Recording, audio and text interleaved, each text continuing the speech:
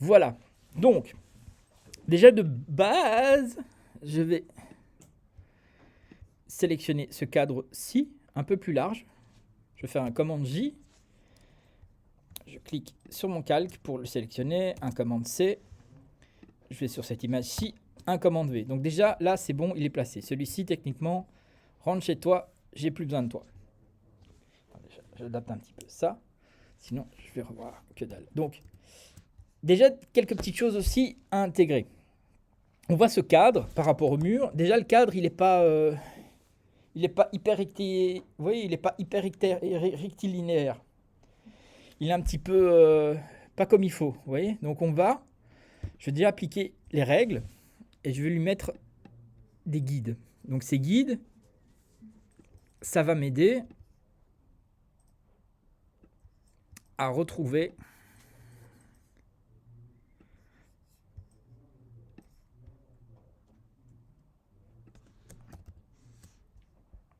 vous voyez qu'il n'est pas totalement comme il faut. Donc je vais faire un petit commande T.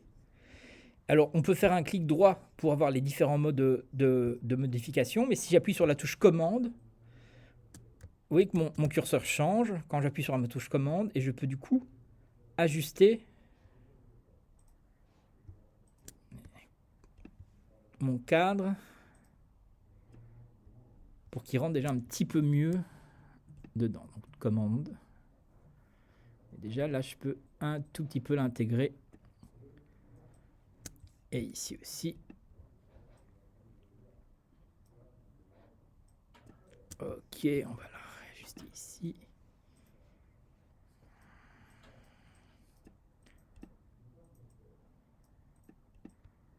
S'il veut bien. Allez mec.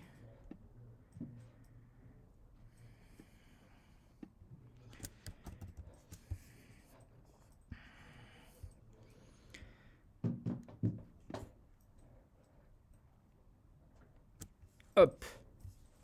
Et pareil, ici, là, il est bien. Là, il est bien. Et là, il est plus ou moins bien. Ok, je vais dézoomer. Comme j'ai du coup ma petite sélection qui est faite, moi, évidemment, j'appuie sur Enter. Avec mes guides, je peux du coup facilement récupérer, parce qu'il y a un système magnétique qui va se mettre en place. Je peux facilement récupérer cette sélection-ci. L'inverser. Backspace pour l'effacer. Donc là, merci la sonnerie. Donc là, j'ai inversé, j'ai mon cadre qui est déjà qui est droit, comme si vraiment il était un petit peu de face. On a effectivement ce problème où ce cadre est inversé au niveau de la lumière, donc on va l'inverser. Mais pour ça, si je l'inverse, je fais un commande T, clic droit, flip horizontal, là ça marche, mais le texte, ça va pas.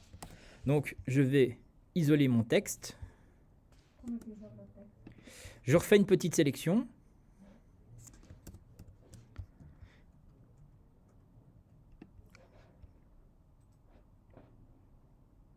De mon texte, un commande J pour le dupliquer au-dessus. Je reprends mon cadre, commande T, double click, hop, horizontal, enter, et voilà, le cadre est dans le bon sens, l'image est dans le bon sens.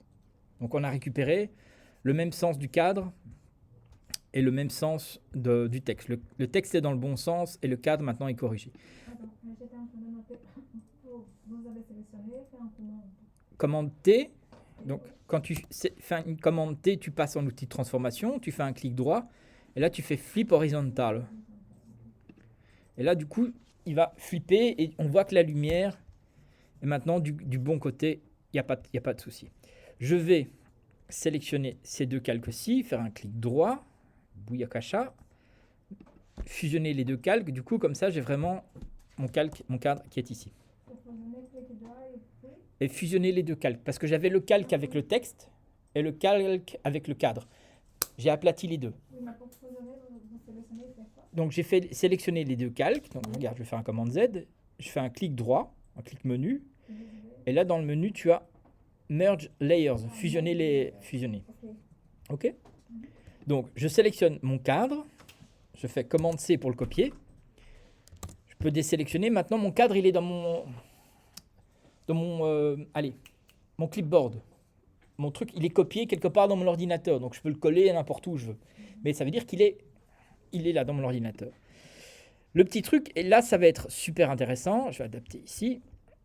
On peut créer en fait un espèce de quadrillage sur les murs qui va nous aider à faire un repère et à placer des éléments en perspective. Ça, je l'avais brièvement montré dans la vidéo en ligne sur le cours en ligne, je vais vite le refaire maintenant parce que c'est un outil qui peut être très très intéressant pour intégrer plein de choses et qui va vous aider à guider et qui va du coup automatique.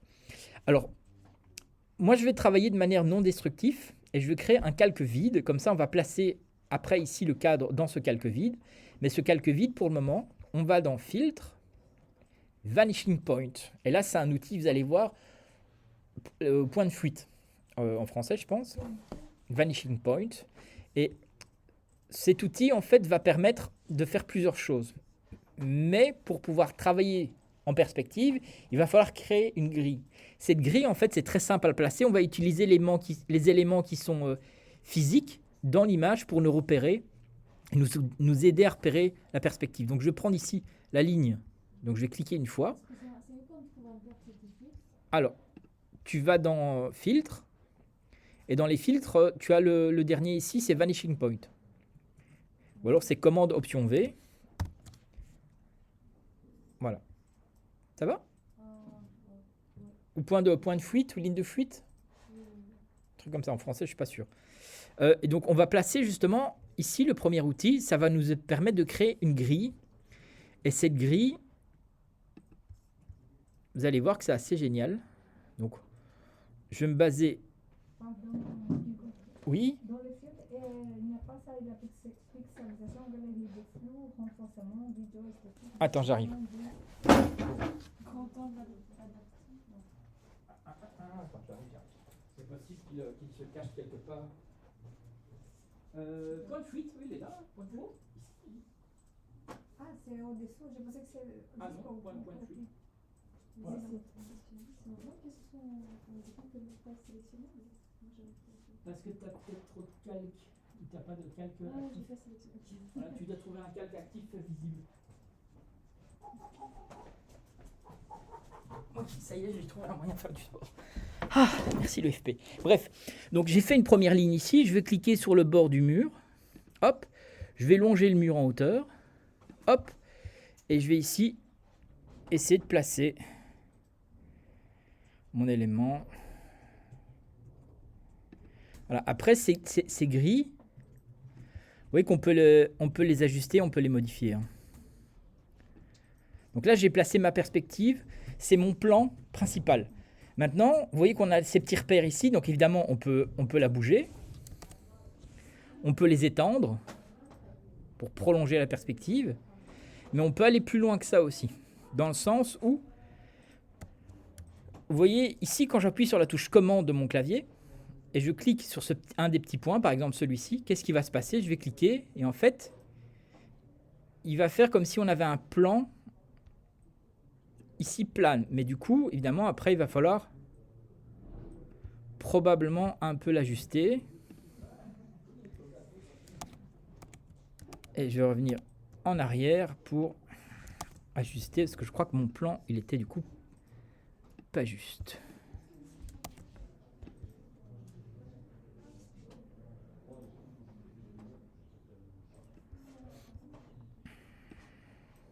Si jamais vous voyez une ligne rouge ou jaune, ça veut dire que le plan, c'est pas possible, c'est pas logique du tout. Donc il faut que ça soit idéalement bleu.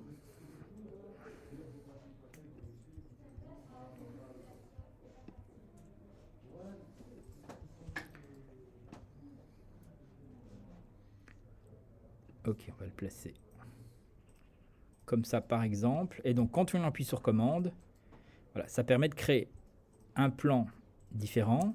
Si je relâche et si j'appuie encore sur commande, je vais vers le bas. Et ça permet de créer un plan et de faire vraiment des plans. On peut faire tout un cube, on peut faire tout un bâtiment, on peut faire un couloir, comme ça, il n'y a pas de problème. Oui, tu appuies sur commande, tu prends des points de repère et tu tires.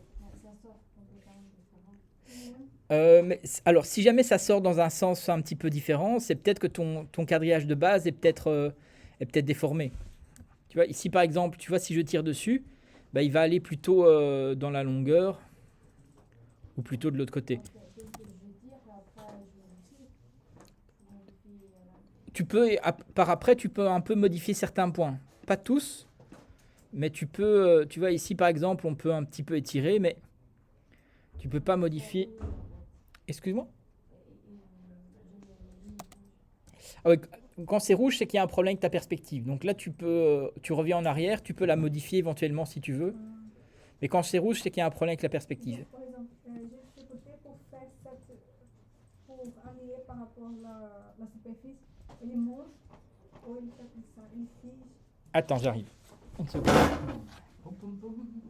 n'y a pas de problème, écoute, on est là pour. Je suis là pour faire du sport maintenant. Et on est là pour apprendre. Quand j'ai fait ça. Ah oui, mais c'est normal, parce que ta grille, elle n'est pas du tout dans le bon sens. Ah oui? Ah bah oui, regarde, toi, tu as fait une grille plane. Oui, j'ai fait un grille plane. Tu n'as pas du tout fait une grille. T'as pas du tout fait une grille qui va dans la perspective. Donc, tu vois, ici, tu dois créer ta grille en suivant la perspective qui existe. Donc, tu essaies de prendre des repères. Tu vois, tu essaies de prendre des repères sur quelque chose qui existe déjà au niveau perspective. Par exemple, hein. Oui. Tu vois, là, maintenant, il va bien faire ça. voilà. Et là, si tu appuies sur la touche commande, D'accord. tu vois, tu vas jusqu'au bord, par exemple. C'est ça, c'est ma perspective qui me fait bien passer. Il y a fois que parfois disparaître les points. Comment on fait pour récupérer Ça, c'est parce que une fois que tu es pour dessus, descendre ça, tu fais comment? tu rappuies sur la touche commande. Et il va descendre, Ouais. non? Oui. Et si tu veux récupérer tes points, bah, tu recliques sur le plan que tu veux Ah, il revient. et tu peux modifier. D'accord. Ok. Mhm. Merci. Le deuxième, alors. Hop, ah oui, mais ça c'est probablement contrôle. Hop.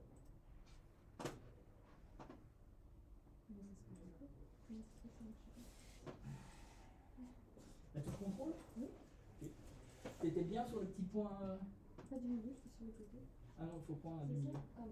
C'est probablement ça. Là, pour celui de ça, quand Ouais. là, c'est pas juste. Et là, tu veux quoi, le descendre? Non, ici, en fait.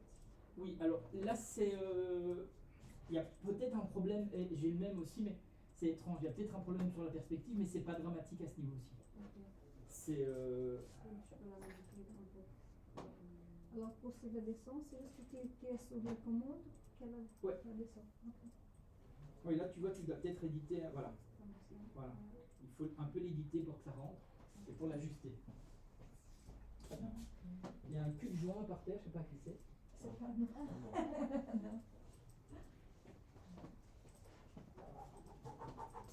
Non. Alors, retour ici. Donc, vous voyez qu'effectivement,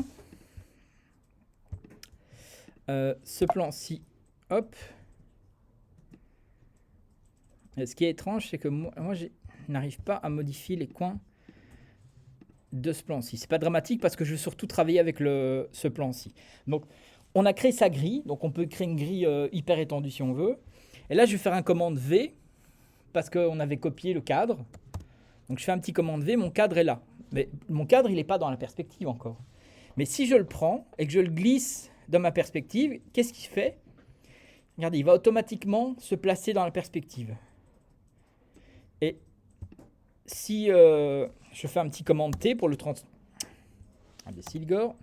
Donc si je fais un petit commande T, donc j'ai fait commande Z pour revenir en arrière pour resélectionner mon système, un petit commande T pour le transformer, ben je peux le réduire, l'ajuster un petit peu en proportion pour que ça s'ajuste. Mais regardez, quand je le déplace, je vais en arrière, il se réduit pour correspondre à la perspective, il s'avance, il va automatiquement s'ajuster. Et qu'est-ce qui se passe s'il change de plan? Il va s'ajuster aussi pour dire tiens, il est sur un plan plane. On peut même travailler dans les coins à ce niveau-ci. Donc il va vraiment s'ajuster. Si jamais j'avais rajouté ici, voilà le plan, les montres molles de Dali, vous pouvez faire vous-même les montres molles de Dali à ce niveau-ci. Là, on n'est plus sur le plan, c'est normal. Et pareil ici, on sort du plan. Là, il change plus tellement, un petit peu la perspective quand même, ce qui tient compte de ce petit outil. Donc, je vais placer mon cadre ici, par exemple. Je vais encore un petit peu le diminuer. Voilà, je vais placer ici. protégé par l'ombre de la plante. Désolé. On prend de la perspective, après on sort pour prendre le cadre, c'est ça? Alors, si tu n'as pas pris le cadre avant, c'est trop tard. Il faut ressortir Ah, et tu devais copier le cadre avant. ah, d'accord. Et c'est là, et puis on colle le cadre. Voilà, et puis après tu colles ton cadre. Maintenant, tu peux, regarde ici mon outil, dans mon cadre. Mon cadre, il est placé dans le calque vide ici. Tu peux quand même réouvrir le vanishing point. Alors, je sais pas pourquoi j'ai deux grilles là d'ailleurs, c'est bizarre. En fait, ça fonctionne pas avec les Smart Objects. Normalement, oui. Tu as fait quoi comme objet? Eh ben, en fait, j'ai rentré dans l'objet, dans la deuxième image, je l'ai coupé, et là, ça. Ah, c'est étrange. Attends, j'arrive. Hop, hop, hop. Moi qui voulais prendre un abonnement Basifit. Alors, J'ai fait une image comme ça, j'ai fait le cadre, oui, ça c'est bien. et Mais parce que tu as, regarde, c'est peut-être parce que tu as fait un calque dynamique. ah oui, C'est ça. peut-être pour ça. Donc, copie-le en. Non, reviens sur ton autre document, ici. Fais un double. Non, reviens sur ton autre document. Fais un commande J. Comment dire, c'est quoi? C'est Ah, pour j'ai dupliquer. fait. Et fais un clic droit. Et tu fais pixeliser le calque. Et là, réessaye maintenant. C'est peut-être parce que tu avais un calque dynamique. Ok, donc ça, je. Donc, une fois que j'ai oublié de prendre la photo avant, comment je dois faire? Je dois retourner, annuler tout, Ouais. copier. Et donc là, je fais comme un 7. Non? Alors, là, retourne. Regarde, attends. On va retourner ici. Mais tu avais fait ton. Tu l'avais déjà fait ton cadre. Ton quadrillage. Attends, c'est pas grave. On va faire un nouveau calque. Filtre. Avant ça, on va juste. Voilà. Quand même copier ton cadre. C'est pour copier le cadre. Ça, ok. On les sélectionne. On va le masquer parce que techniquement on n'a plus besoin. Ah, Tu as ton calque vide. Filtre. Point de fuite. Il est là. Commande G. Hop, et tu vois, là il est dedans. Maintenant avec un petit commande T, tu peux le transformer pour le réduire, pour adapter ses proportions un petit peu comme tu veux, Ok. le déplacer. Mais une fois qu'il est placé, que tu appuies sur OK, tu ne sais plus le modifier. Ok. Ça va. Mais, non, mais c'est là, hein, tu vois. Ça ouvre un cadre séparé, je peux venir ici, faire un copie, non? Attends. Parce que là tu as déjà une fenêtre ouverte, donc tu ne sais pas travailler sur deux fenêtres en même temps. Non. Alors, j'ai fait ceci. Tu n'as pas le choix. Là malheureusement tu n'as pas le choix. Donc là tu dois donc, copie ton calque, ton cadre. Ok. Non. Qu'est-ce qui s'est passé ici? Parce que là tu copies le. Oui. Voilà. On va retourner sur ton calque d'arrière-plan ici. On va faire un petit calque vide, comme ça tu peux toujours l'effacer, recommencer. Filtre, point de fuite. Normalement ton quadrillage. Parce que A n'est pas allé, hein. Voilà. Et puis il faut désélectionner. Ok. Filtre, point de fuite. Ouais, bah, refais la perspective, tu fais un commande V et il va être dedans. Ok. Ok? Excuse-moi, quand on fait commande B, en fait, il se copie pas les cadres. Genre, enfin, je reviens pas du coup. Genre, je vais pousser. Alors masque-le, sinon il va être deux fois. Ok.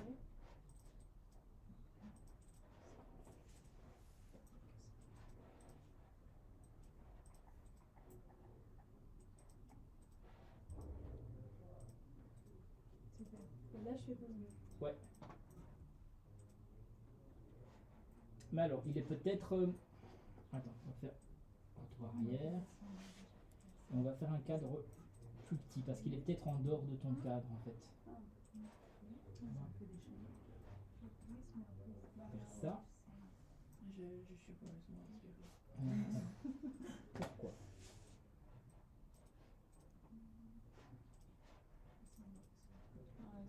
C, D, masque, ici, filtre, fuite. Ok,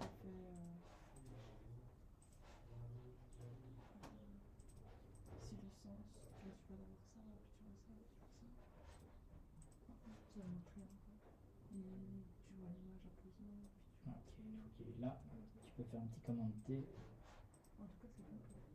pour le réduire, l'adapter, un peu le mettre autour. Je sais pas te dire pourquoi ça n'a pas marché par contre. Tu l'as changé de place dans l'espace de travail ou non, t'as rien fait? Non, j'ai rien fait. Il y avait peut-être autre chose de sélectionner. En fait, toi, tu as peut-être copié ton calque sans sélectionner l'élément. Tu vois, moi j'ai fait un commande. J'ai appuyé sur commande quand j'ai cliqué sur le calque du cadre pour sélectionner le cadre. C'est peut-être ça que tu n'avais pas fait, je pense. Je crois que tu n'avais peut-être pas sélectionné le cadre. Ça roule? Je crois que tu l'as peut-être collé en place.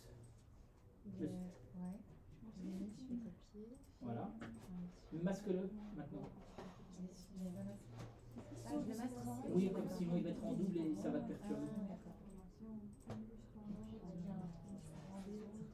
Et tu n'es pas sur ton calque. T'es sur un...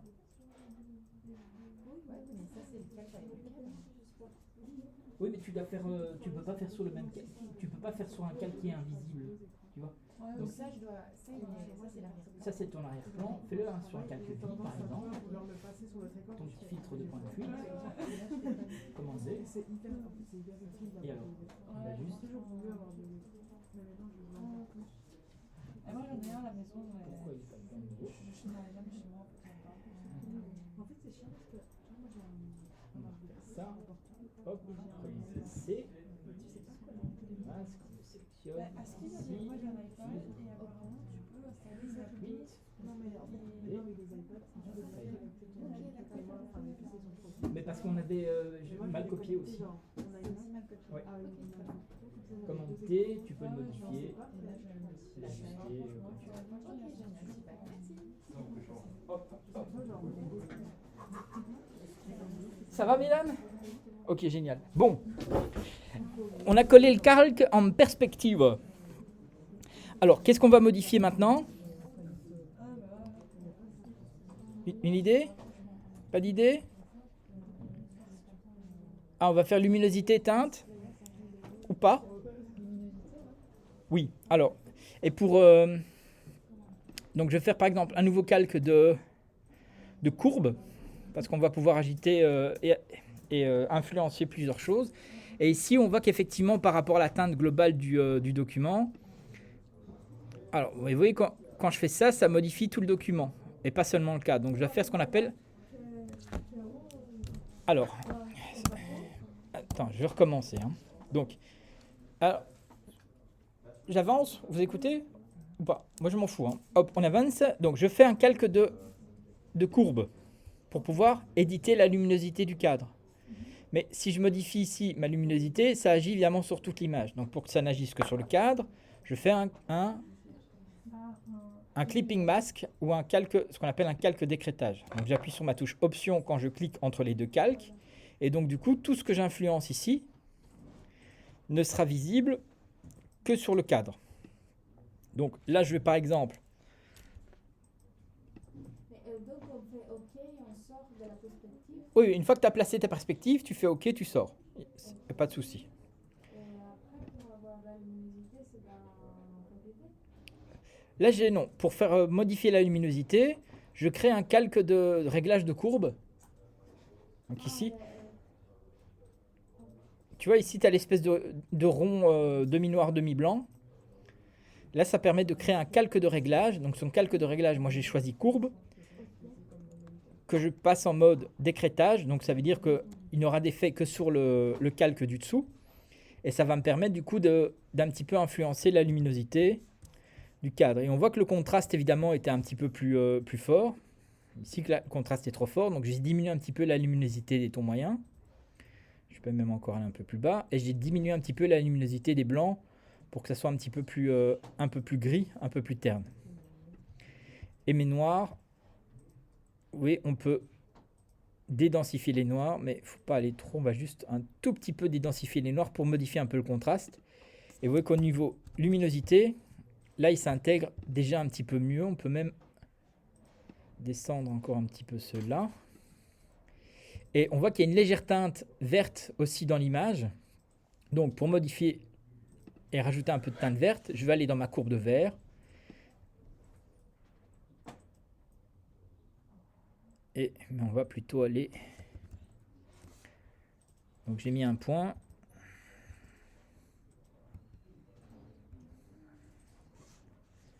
Ici, et pareil. Tout petit peu. Voilà, très légèrement, avoir une petite influence verte dessus. Donc là, on a adapté un petit peu au niveau teinte, au niveau contraste et un peu luminosité. Bon, le vert, c'est trop Igor, donc je vais sélectionner ce point-ci. Et avec mes flèches, je descends bas et droite. Un petit peu, oui, mais pas trop. Ok. Donc là, on l'a placé en perspective. On l'a adapté en luminosité. Qu'est-ce qu'on doit rajouter? J'ai parlé de quoi tout à l'heure, vous vous rappelez? Ombre, oui. Mais l'ombre, on va faire après. Donc là, on a l'impression que c'est l'image collée sur un mur. Il n'y a pas de profondeur, d'épaisseur. Et ça, l'air de rien, créer une épaisseur, c'est beaucoup plus simple qu'on le pense.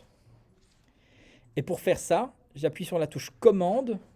Quand je clique sur mon calque, ça va faire ma petite sélection. Et du coup, avec mon outil de sélection de cadre, je vais déplacer ma sélection. Et je vais un petit peu la monter. Et un petit peu...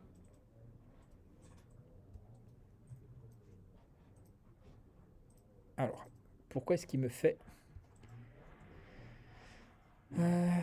rouleur... Pas de snap, s'il vous plaît. Voilà, comme ça, c'est plus souple. Voilà, je vais un tout petit peu le déplacer comme ça. Donc, j'ai ma sélection qui est ici faite. Je vais créer un calque en dessous de mon cadre, parce que mon épaisseur va être en dessous. Et comme ma sélection est active, je vais prendre mon outil de pinceau, brush, pas aussi trash. Je vais aller échantillonner la couleur de mon calque, de mon cadre. Avec la touche option, je transforme mon calque en pipette. Et je vais maintenant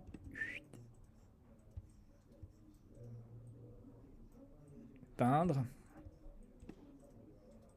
un peu de profondeur à mon calque. Ici. Alors on voit du coup apparaître un petit défaut au cadre. Vous allez voir, c'est pas dramatique. Commande D pour désélectionner. Donc là, j'ai commencé à créer une profondeur en cadre, mais on voit par exemple que le pourtour de mon cadre, il y a encore un petit liseré blanc ici parce que ma sélection n'était pas top. Donc ça, on peut faire corriger ça de différentes manières. Mais le plus simple, c'est que je vais faire ici un petit point de peinture aussi. Donc, je vais cliquer une fois là. J'appuie sur majuscule. Je vais en bas. Attendez, je vais le faire sur mon calque d'ici. Pardon. Donc, je clique une fois ici. J'appuie sur majuscule. Je vais une fois en bas. Paf, il m'a fait une ligne droite pour corriger ce petit défaut de sélection. Il nous manque aussi, on voit dans ma profondeur de cadre, il nous manque les coins, ici. Donc ça, on va prendre l'outil de lasso magnétique. Non, Igor. Et l'outil de lasso magnétique, on va cliquer ici. On va cliquer là. Tac. Boum. Brush, pinceau. Voilà. Là, on a créé la profondeur du cadre ici. On va faire la même chose ici en bas. Lasso magnétique. Tac. Tac, tac, Pac-Man attaque. Pinceau. Ok, et on voit qu'il y a un très très léger souci ici aussi. Voilà, corriger, désélectionne. Voilà, là on a créé la profondeur au cadre. Maintenant, si on veut être minutieux et un peu perfectionniste, on voit que la profondeur du cadre, elle n'a pas la même... elle n'a pas la même texture, elle n'a pas la même netteté. Vous voyez que le cadre il est légèrement net et que ma profondeur est un petit peu floue. Donc, pour aller vraiment jusqu'au boutiste, je vais adapter sur ma profondeur ici. Déjà, je vais le transformer juste pour le principe de pouvoir revenir en arrière si je veux. Je veux convertir mon calque en objet dynamique. Ce qui veut dire que tous les effets que je vais faire sur mon calque, ici, je vais pouvoir revenir dessus. Donc, exemple, je vais déjà rajouter du bruit, du noise, comme on dit. Le noise, c'est rajouter du grain à son image. On peut aller de manière très trash, comme de manière très subtile. Donc là, je vais essayer d'être évidemment un petit peu plus subtil. Je vais aller un grain de plus ou moins 9%. Uniforme ou Gaussian, donc c'est la manière dont c'était distribué à ce niveau-ci. Mais je vais plutôt garder en Gaussian, il y a plus de côté aléatoire. Et ça, c'est dans un effet. On a les effets de bruit, par exemple. En monochrome, regarde, je vais cliquer sur OK, je vais te remontrer. On a filtre. Donc, filtre. Et là, on voit noise. Add noise. Donc là, j'ai rajouté du bruit. Et maintenant, évidemment, on voit que c'est quand même fort granuleux. On va rajouter au-dessus de ce bruit un petit flou gaussien. Pas aussi fort, évidemment. Très, très léger flou gaussien. 0,5. 0,5, c'est bien. 0,4. Un petit flou gaussien. Et là, on voit que mon grain, par exemple, est trop fort. Mais ce qui est cool, c'est que comme j'ai fait un calque dynamique, tous mes effets que j'ai faits, ben, je peux cliquer dessus et je peux diminuer mon grain. On va mettre un grain de 8% par exemple. Hop, on va faire OK. C'est encore un tout petit peu c'est encore too much, donc on va descendre.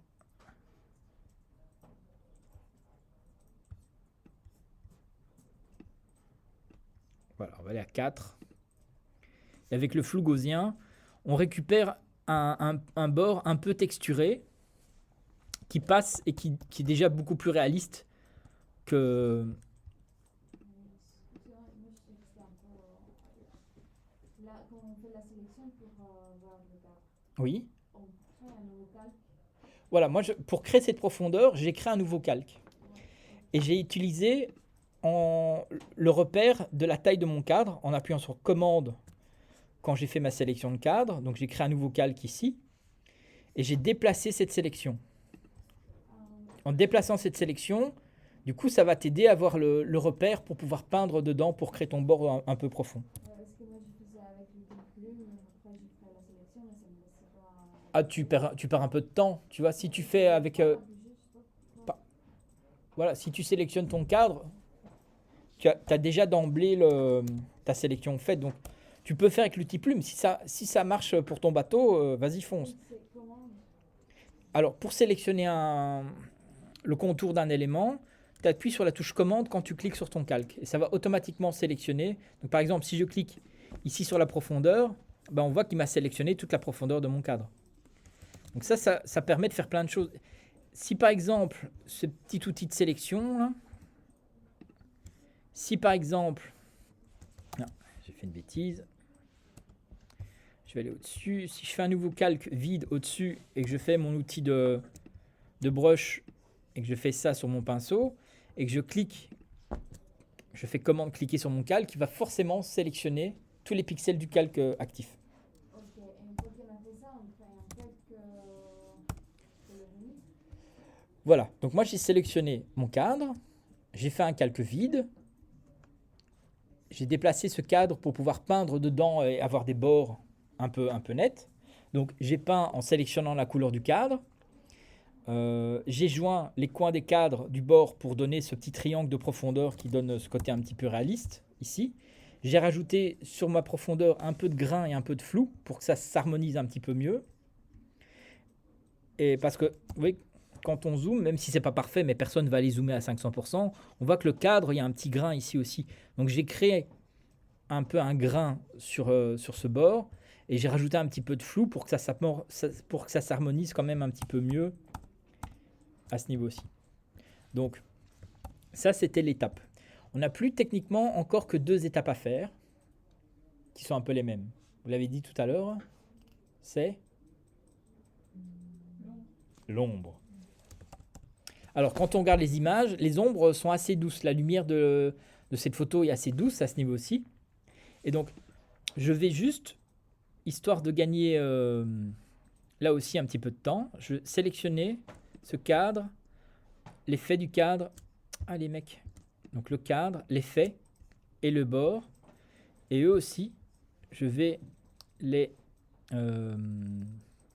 convertir en objets dynamiques. Le cadre du dessus, techniquement, j'en ai plus besoin, je peux le baquer. Donc là, j'ai vraiment mon cadre ici, qui est adapté en perspective, qui est adapté en lumière, qui est adapté en profondeur, et j'ai ce cadre qui est sur ce mur.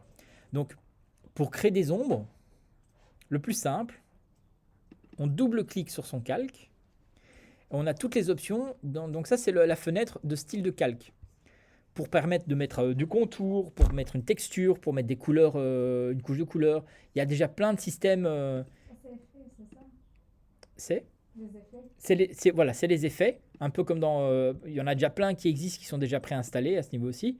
On peut créer les siens, évidemment.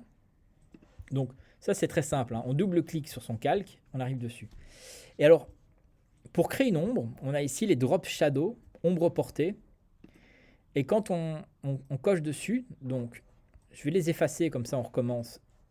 C'est possible pour mettre une question. Vous avez sélectionné toutes les choses de calque et vous avez Là, j'ai pas besoin de sélectionner, hein. Ici, là, sélectionné. j'ai pas besoin de sélection.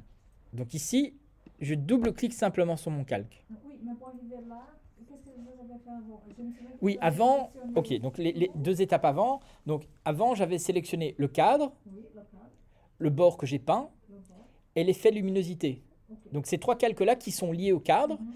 je les ai sélectionnés et je les ai transformés en calque dynamique. Ah, c'est-à-dire que jusqu'à 1. Je pensais que vous avez créé un groupe ou quelque chose comme ça. Tu peux faire avec un groupe aussi si tu veux. Mais là, j'ai préféré travailler avec un objet dynamique parce que comme ça, les effets qu'on peut faire, on va pouvoir les éditer plus facilement. Et du coup, je peux réouvrir ce document, enfin cet élément comme un calque dynamique. Donc, je double-clique dessus. Et là, attendez, je vais juste supprimer les drop shadows qui existent déjà, comme ça je vais faire des nouveaux. Si jamais le drop shadow n'apparaît pas ici, c'est parce que vous ne l'avez pas utilisé précédemment. Donc si on veut ajouter un nouveau effet, on a ici drop shadow. Donc ça c'est le réglage de base d'une ombre portée. Et ici, vous voyez que je peux le déplacer un peu mon ombre portée pour le manipuler si on veut. Et on voit qu'on va bouger par exemple, ici dans les options, on va bouger la distance et l'angle. Alors l'angle, pour le travail par étapes, on va d'abord placer l'ombre. On va essayer de regarder, tiens, comment se place l'ombre à ce niveau-ci. On voit que l'ombre, elle n'est pas totalement latérale, elle est un petit peu vers le bas. Donc, elle est un tout petit peu comme ça. Peut-être même un peu plus d'ailleurs. Un petit peu moins, voilà. L'ombre est un petit peu comme ceci. Alors l'ombre, ça c'est la distance. Cette distance, c'est ça qui va faire comme si le cadre était loin du mur ou pas. Là, on a cette espèce de sensation, tiens, ce cadre est loin du mur. Le cadre, là, par exemple, est très proche du mur. Quand vous regardez les ombres existantes, on voit qu'une ombre, il n'y en a jamais qu'une seule. Et si vous voulez réaliser une ombre un peu réaliste, c'est au moins 2. Il faut mettre au moins 2 effets spéciaux d'ombre. Parfois, on peut même aller jusqu'à 3. Il n'y a pas de problème. Mais donc, vous voyez, quand on zoome ici, par exemple sur l'horloge, on voit qu'on a une ombre très diffuse qui va très très loin. On a une qui est plus graduelle et on a une qui est très proche, très sombre. C'est ça qui va donner par exemple ce petit sentiment-ci. Mais on voit qu'évidemment, les ombres, regardez ici, mon ombre, elle n'est pas réaliste du tout. Pourquoi ? Parce que déjà, la couleur de l'ombre est noire. Les ombres noires, ça n'existe pas. Il faut prendre une couleur d'un élément déjà existant, d'une ombre déjà existante par exemple. Je vais aller avec ma pipette, sélectionner par exemple cette ombre-ci, je vais un tout petit peu l'assombrir.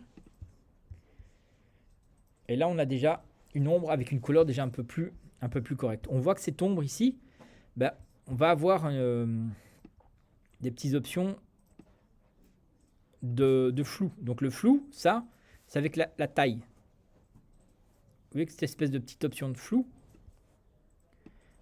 Donc je vais en créer une ici, une ombre pas très loin, très proche, avec une opacité peut-être un petit peu plus forte.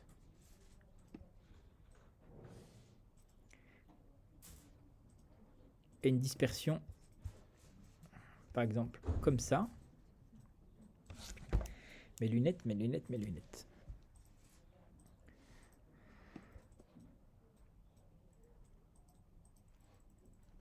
Ok, je vais le mettre comme ça par exemple. Ça va être ma petite ombre sombre très proche. Je veux créer une nouvelle. Donc pour créer une nouvelle, on peut simplement appuyer sur le petit plus ici. Et ma deuxième, je vais la mettre plus loin. Je vais lui donner ce petit côté de diffusion un peu plus grande.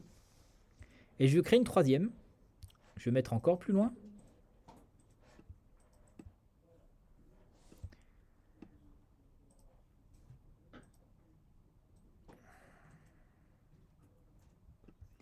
Mais on va diminuer son opacité.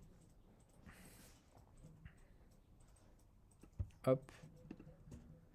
Et la couleur ne me plaît pas, donc plutôt que prendre ce brin là, je vais plutôt aller prendre la couleur du calque, du cadre. Comme ça va être un tout petit peu plus réaliste. Que la couleur de l'ombre va être souvent définie par la couleur de l'élément sur lequel l'ombre va se reporter. Ok. Donc ça c'est la plus lointaine. Ok. Et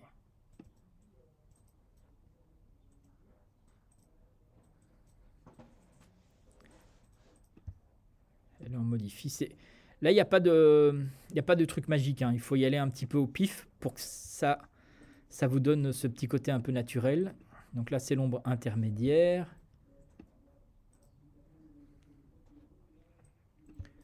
Ok, distance, c'est bien, diminuer l'opacité aussi. Et la dernière, ok, c'est celle-là. Moi, au niveau ombre, ça me paraît correct, mais elles sont encore beaucoup trop intenses, trop sombres. Donc je vais diminuer l'opacité encore de toutes ces ombres. Voilà, 10.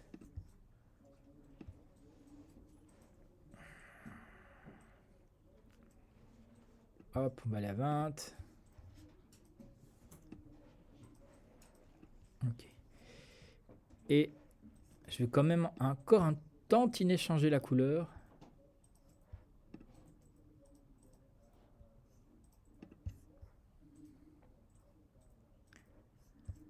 Je vais prendre une couleur existante au niveau des ombres, voilà.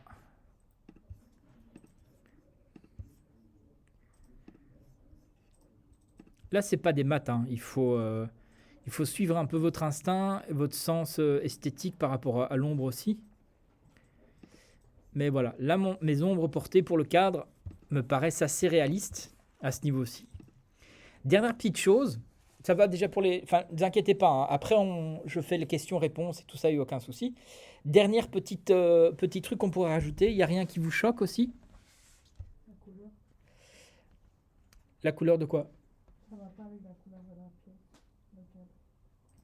Bah, ça, tu vois, modifier la luminosité, la teinte du cadre avec la courbe, hein. On l'avait fait ça au début. C'est une petite courbe. Mais tu vois qu'il y a la plante qui a une ombre portée sur le mur. Donc là, il faut par exemple recréer l'ombre de la plante. Là, je fais par exemple un nouveau petit cadre. Je vais là aussi de nouveau cliquer sur le calque de mon cadre, c'est dans ce sens-là. Je vais prendre mon pinceau et je vais sélectionner la couleur de l'ombre de la plante. Donc c'est cette espèce de couleur ici, un peu vert taupe. Et regardez, je vais peindre dans mon cadre ici. Et il y a ici aussi cette ombre-là. Et je vais peindre un petit peu ici. Ok. Je désélectionne. Et ce calque-là avec cette couleur, on va le mettre en mode darken. Et on va diminuer son opacité. Le mot dark en français, c'est quoi? C'est assombrir. Et en fait, du coup, ça va assombrir et ça va donner, on peut encore diminuer un peu l'opacité. Comme on a copié la couleur, ben, c'est comme si on avait un petit peu cette ombre portée sur le cadre. Et le fait de rajouter des ombres existantes à quelque chose d'inexistant, c'est ça qui donne cette petite astuce de tiens, oui, c'est effectivement, c'est réel, c'est dedans, quoi. Le petit truc, c'est que l'ombre du dessous, je la trouve un tantinet trop forte. Donc, je vais créer un masque au-dessus. Et avec mon pinceau et du noir, je vais un petit peu atténuer.